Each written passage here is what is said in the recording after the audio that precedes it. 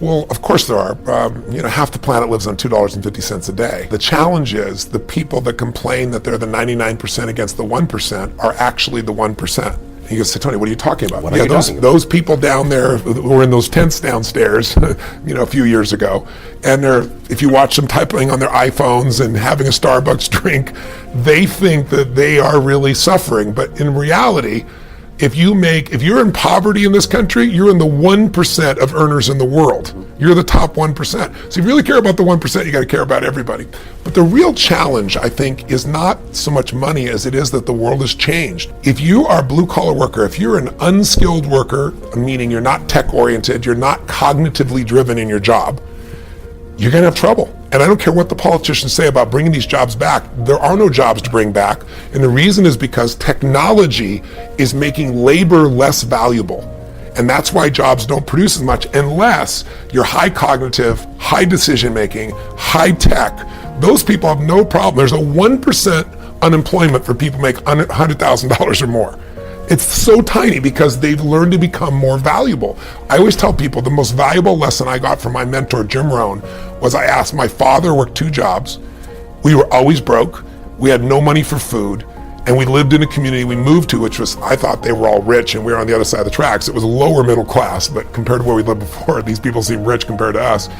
And I just didn't understand it. And Jim said to me, Tony, it's not about the value of your soul, it's about the value of you in the marketplace. And your father's skills are not that valuable. He was an underground parking attendant, and he would take people's ticket and make change. Well, the research now shows it's being done at Yale, it's being done overseas in England as well, and they found that 40% of all jobs they project in the next 10 years are going to disappear because of technology. It's going to be replaced by an algorithm, it's going to be changed. All these guys on Wall Street, you're seeing all these algorithms take over and they're getting rid of all these traders, right? It's changing radically in these hedge funds. There's 3 million truck drivers. Self-driving cars are here. In the next 5 years, they will be the standard, certainly within 7 or 8 years. Are you going to hire someone who can only work 8 hours a day and sometimes gets drunk or can make a mistake when you can buy a machine, write down the machine, and be in a position where it works 24 hours a day driving? But no one is telling these drivers this, and they have to retool now. So technology is the biggest challenge. Labor is less valuable because of efficiencies with technology, and it's going to get better and better for technology, which is scary when you think about what's going to happen for jobs. So I say to people, you got to participate in your own rescue. You've got to retool yourself. The idea that Bernie Sanders has of providing free education sounds wonderful, but the education he wants to do is community college. There are no skill sets in community colleges today, for the most part, that are going to prepare you for the economy or a job that's there. So what is that going to do? You're just going to waste more money, more time. We need to retool ourselves. The government's not going to do it for you. And a great leader in a company is retraining their people all the time. The training never stops because that is the innovative, creative marketing edge, is your own people. Most companies do less training today than they did 20 or 30 years ago. It's crazy. So where do you get the training? I think they have to self-educate. I'm an example of that myself. You have to say, what's an area that I want to become masterful in, because dabblers will never have any financial freedom. If you're going to run a company, you got to find what is your niche. What is it you're going to do better than anybody else? Every one of us individuals have to say that and then say, now where do I get that education? In a world that we live in today with the internet, where there's education from all over the world, from MIT, from Harvard, online, and there are people you can go to work for who you could become a mentee of. There's just so many approaches, but you can't have a standard education and expect to have an extraordinary life. It's not going to happen. The one breakthrough for all leaders is constant, never-ending improvement. And that means educating yourself and continuing to develop even greater emotional mastery, because that's what affects whether you execute or not.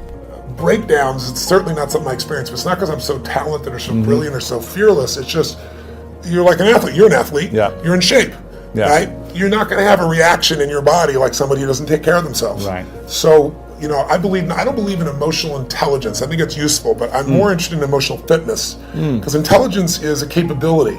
Fitness is a state of readiness. Interesting. If you are fit, you can take that demand right now and you can deal with it. You can deal with that physical stress, that emotional stress.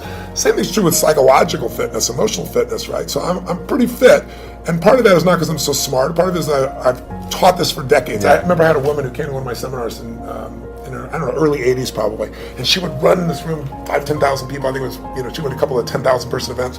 And she would get in this front row and fight her way through there.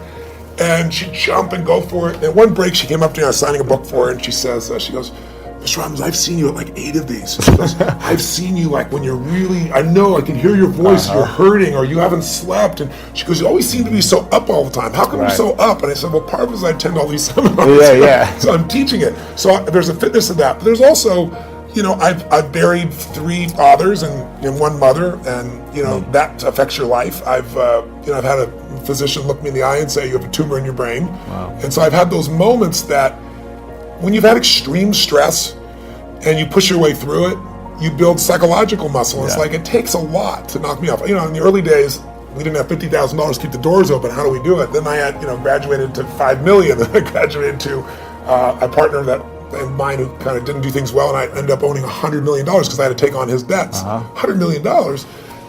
But when you do all that stuff, now my companies do $5 billion, a year. So you keep expanding what I would call really the circle of the threshold of your influence. Sure. Everybody has a threshold of control, and if you get beyond it, you kind of freak out. So it takes a little bit more. I can't. So you don't really have breakdowns. I don't have a breakdown. I mean, do I get pissed off or get frustrated or tired? Yeah, but a breakdown, honestly, no. So how do you handle it if you get tired or something? I sleep when I can. Okay, cool. I mean, it's honestly, it's pretty simple. But when I've had challenging times, I mean, I have so many tools. Yeah. I pull them out. And mostly, it's like you as an athlete. You don't just physically break down. Right. You take care of yourself. So you're constantly training that. I think most people don't train their mind and emotions. It's like I think the most powerful muscles to me are not physical. They're as strong as important as they are. It's like faith is a muscle, courage is a muscle, determination is a muscle, playfulness is a muscle. Passion unexpressed weakens. Faith untested gets smaller. Yeah. So I'm always, I call it deep practice. I'm always pushing myself to the edge, and pushing yourself to the edge makes you stronger. I think I can boil it down probably to 3 or 4 words: money, power, ego, habit. That's a short answer.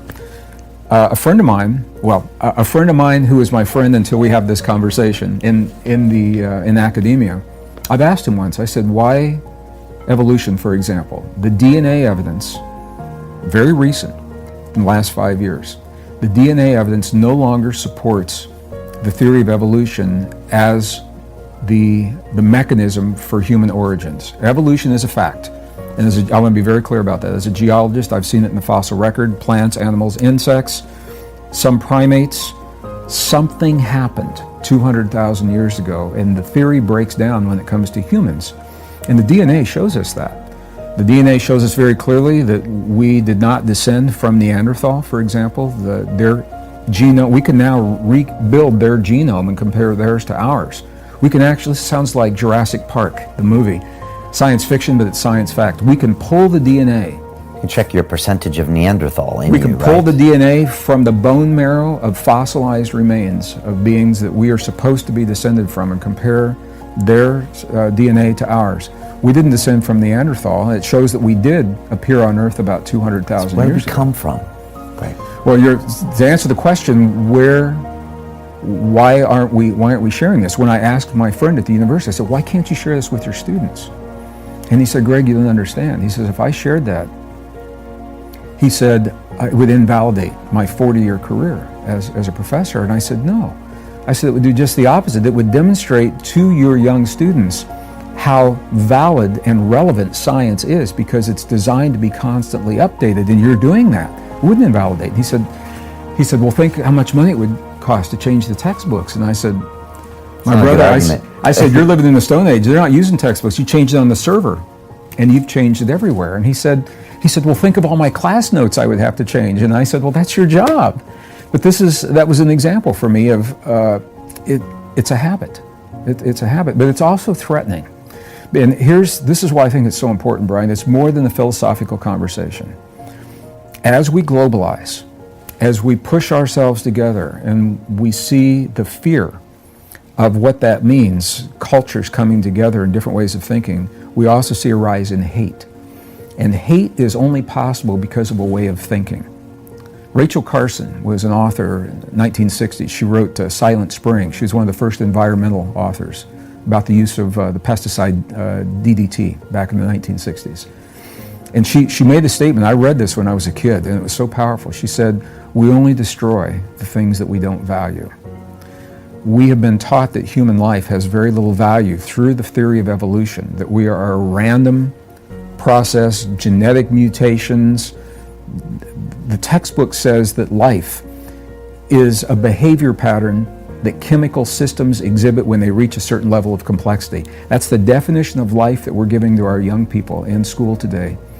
And it is such a sterile definition. It leaves no room for the specialness and the preciousness of life. And so our young people, through the video games that are very heartless, very violent, through the media, through the television, where are we instilling into our young people how precious and special life is? And if we're going to change that, when we begin to see what the DNA is telling us, it tells us something far beyond random genetic mutations is responsible for us. And that's, I think, where the change in thinking must begin. Well, it's interesting that you asked me that question. That one of my answers for people, when they say, hey, how can I get better at detaching and control my emotions, I tell them to start training jiu-jitsu. Because you're going to get tapped out in jiu-jitsu. Your ego is going to get smacked around so hard, you're going to lose your mind. And the madder you get, the more aggressive you are, the more you're going to get beat down, and the worse it's going to be. So you have to learn to control your emotions, no doubt about it. And then what you have to do is you have to start practicing it all the time. You have to start paying attention to the red flags that go up when I start raising my voice at you. I go, oh, that's your emotion, get mad. And for me, like the minute I feel some sort of anger, some sort of jealousy, some sort of frustration, most of the time I go, oh, you're getting mad, that's your ego. You're getting emotional about this. Take a step back and listen to what the other person's saying. Take a step back and try and see it from their perspective. Take a step back and try and understand what they're trying to say. Because sometimes, if you're not a very articulate person, you're just making me mad. It's only because I don't understand what you're trying to say. Take a step back. Let's talk through it. So pay attention to, I always talk about when you're sending an email to someone and you're typing like this, don't send that email. That's not a good email to send. That's an emotional email. Wait, write it out, fine, and then save it and read it later, and you'll realize, oh yeah, I was really mad about something, or I was really frustrated. So how do you do it? You practice it. You pay attention to your emotions and you get control over them. Have kids. If you have kids, you'll have to learn to get control of your emotions. How do you gain influence and respect? Like, what's that process? Very similar to when we talked about trust and building trust and giving trust. If I want to gain the ability to influence you, well, then what I have to do is give you the ability to influence me. And when I say, hey, here's what we're trying to make happen. Here's what I want to do. And you say, well, I think we should do it like this. You know what I should say? Okay, well, let's take a look at that. The more I allow you to influence me, the more open your mind gets for me to influence you. So that's what I'm gonna do. I'm gonna allow you to influence me, and the more I allow that to happen, the more influence I'm gonna have. Respect, same thing. If I treat you like you're a plebe, like you don't matter, you're not gonna respect me at all. But if I treat you with respect, and respect you, when you try and talk to me, I listen and I respect what you're saying and I try and understand it fully, then your respect for me is gonna go up as well. So when you want to earn respect, give respect. When you want to earn influence, give influence. When you want to earn trust, give trust. All those three are related. Whatever position you're at, you want to be the bull. And I don't care if you're in the mail room or if you're the person behind that camera, that I'm going to be better than anybody else with that camera, and I'm going to be the best mail carrier and the person who comes up and is the most organized and does it the most professional way. You can be the bull at any position you're doing, and it's just telling yourself, I'm going to do this better than anybody else. I don't care what the job is. I don't care what you do. You be the bull at what you do. It's just the sport of this is what I do every day. And people say, why do you do this? And I just said, because what would I do? I mean, if I can't come to the office and solve problems and fight with everybody and conquest something, you know, conquer, then what am I going to do with myself? I'm going to sit home and die? I mean, that's what I enjoy doing. This is my basketball. This is my game that I play. This is my pickup Monopoly game, whatever you want to call it. Okay, I love going to the office and leading people and trying to conquer something. That's what I enjoy doing. It's sport. Totally, you're exactly right. This is steps to get to the next level. Now, if I don't pull any of that off, have I reached that point in life where I'm happy? Yeah. I don't feel like, after I bought the Houston Rockets, and once again, who gets to own 100% of their team in their hometown? There's probably not, of all the major 100 sports teams, there's probably not 5. So I feel very fortunate. So if nothing else is accomplished, do I feel pretty good? I feel okay. I really do. I really do. And I thank the good Lord and all the people that helped me accomplish it. But what you just said is happening. I'm taking the next steps right now to get to the next level.